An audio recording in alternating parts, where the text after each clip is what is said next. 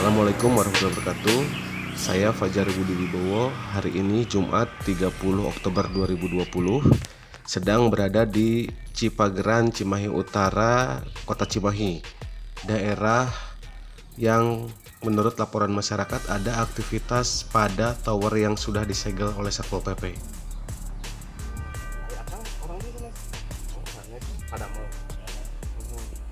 Ya itu kan atas disegel ya kan ya gitu kan, atas disegel. Nah tapi nanti terus dilanjut keras gitu jika kemarin aku mengingatnya kan dia masih kena jaring gitu ya, terus dipasang naon itu kan anu oren tuh kan anu itu spray. Ini adalah dokumentasi pada saat kami melaporkan kepada Satpol PP bahwasannya aktivitas menara telekomunikasi di Cipageran ini meskipun sudah diberikan surat peringatan tetap dilakukan, dan pengusahanya sendiri kepada lurah menyatakan mereka hanya akan berhenti ketika ada segel. Lalu kami menyurati Satpol PP dan Satpol PP pun pada tanggal 27 Oktober 2020 setelah menerima surat dari kami langsung bertindak untuk melakukan penyegelan. Nah, penyegelan ini secara otomatis harusnya segala aktivitas itu dihentikan dikarenakan segel ini kan memiliki kekuatan hukum ya, memiliki sebagai simbol bahwa area ini sudah terlarang dilakukan aktivitas. Namun pada kenyataannya pada hari ini tetap mereka itu melakukan aktivitas. Nah, setelah disegel tanggal 27, pihak DPRD Kota Cimahi melakukan kunjungan ke wilayah ke lokasi ini untuk memastikan apanya, yang jelas mereka berkunjung aja ke sini. Nah, ini dokumentasinya. Kita memiliki dokumentasi karena kami pun ikut mendampingi. Namun nih, pada kenyataannya meskipun sudah disegel sekarang tanggal 30 Oktober 2020 ini sudah jadi ada aktivitas atau hasil-hasil aktivitas atau hasil-hasil kerja dari pemborong untuk menyelesaikan tower ini. Nah, ini hasilnya, ini yang disebut kray tadi, yang oleh pekerjanya itu disebut kray yang warna oranye ya. Nah, awalnya belum ada. Nah, terus tembok yang hitam di sampingnya itu masih belum rapi seperti ini, dan kontur tanah pun masih tidak rata awalnya. Nah, namun sekarang sudah terlihat sangat rapi. Nah, mereka berdalih bahwa aktivitas yang dilakukan hanyalah pemasangan antena atau penangkal petir. Pada kenyataannya mereka membereskan pekerjaan yang memang belum beres. Nah, ini bisa kita lihat segelnya masih ada, tapi di atas menara mereka masih beraktivitas. Nah, kalau kita melihat ke atas itu bukan pemasangan penangkal petir dikarenakan instalasinya beda. Dan di sana mereka sudah memasang untuk pemasangan antena atau receiver atau apa namanya untuk sinyal ya. Nah, bisa kita lihat ya. Jadi mereka itu hanya berdalih saja melakukan pemasangan penangkal petir. Pada kenyataannya mereka melakukan aktivitas yang memang seharusnya mereka lakukan. Nah, terus pondasi ini yang di sini nih, ini pondasi yang memang mungkin untuk pagar ya, ini awalnya tidak ada. Nah, sekarang sudah ada.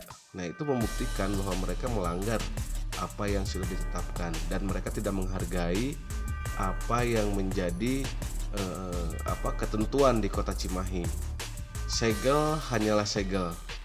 Mereka tidak menghiraukan, tidak mengindahkan itu. Mereka tidak menganggap bahwa kertas ini atau stiker ini dan pita itu adalah segel. Nah, entah mereka tidak tahu atau pura-pura tidak tahu, tapi yakin mereka pasti tahu. Nah, yang jadi pertanyaan adalah meskipun sudah diberitahukan bahwa ada aktivitas setelah penyegelan, Satpol PP tidak bertindak. Dinas-dinas tidak bertindak. Mereka seolah-olah melakukan pembiaran. Mereka mendengar apa yang kita laporkan, tetapi tidak satupun dari mereka melihat ke lokasi dan memberikan teguran. Akhirnya menimbulkan asumsi dari kami bahwa ini dilakukan pembiaran atau membiarkan mereka menyelesaikan pekerjaannya terlebih dahulu.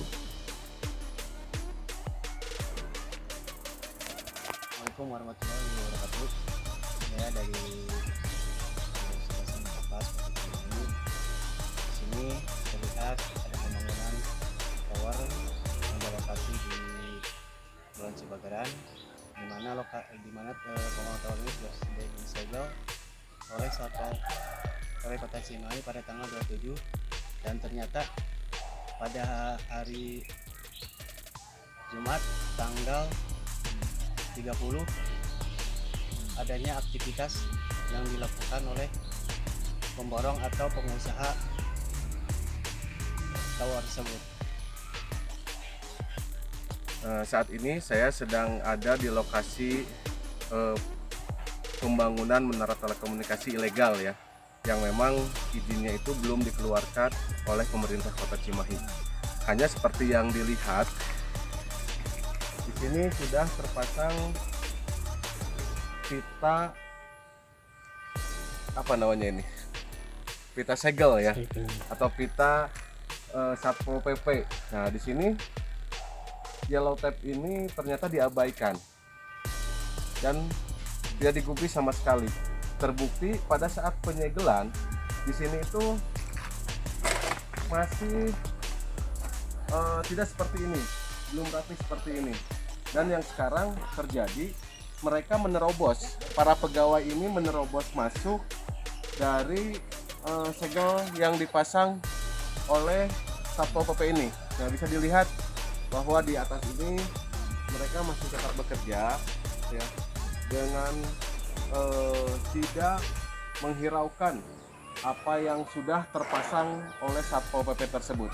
Padahal dalam perda atau undang-undang pun jelas ketika ada pengaman seperti ini atau segel seperti ini menjadi tindak pidana.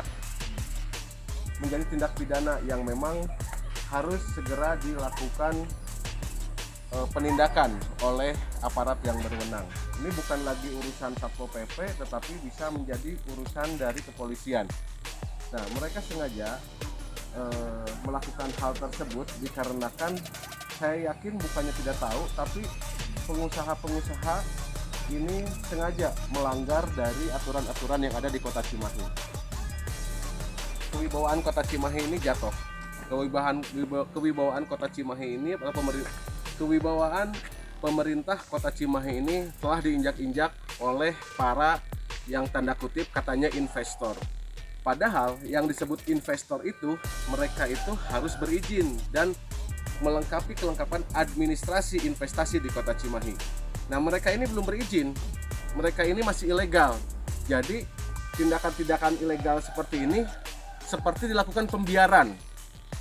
Mereka mengetahui atau Satpol PP mengetahui saya sudah koordinasi bahwa masih ada yang bekerja, tetapi nyatanya tidak ada tindakan yang tegas dari Satpol PP tersebut, atau tidak ada tindakan yang tegas dari instansi-instansi terkait. Mereka hanya mendengarkan, mereka hanya menanggapi saja tanpa ada reaksi apapun. Nah, katanya ini sudah ditindaklanjuti, tapi kenyataannya bukan ada penindaklanjutan, malah sekarang hampir beres. Padahal sudah dipasang segel oleh Satpol PP tersebut. Nah, mungkin tidak ada niatan membereskan persoalan-persoalan perizinan. Ini yang harus kita selidiki bersama. Ini yang harus kita amati bersama, bagaimana kinerja dari pemerintah Kota Cimahi dalam menyelesaikan persoalan-persoalan seperti ini. Kalau mungkin pemerintah Kota Cimahi baru sebatas bisa menyelesaikan pedagang kaki lima, belum bisa menyelesaikan permasalahan-permasalahan yang berhubungan dengan pengusaha-pengusaha besar. Itu saja. Terima kasih.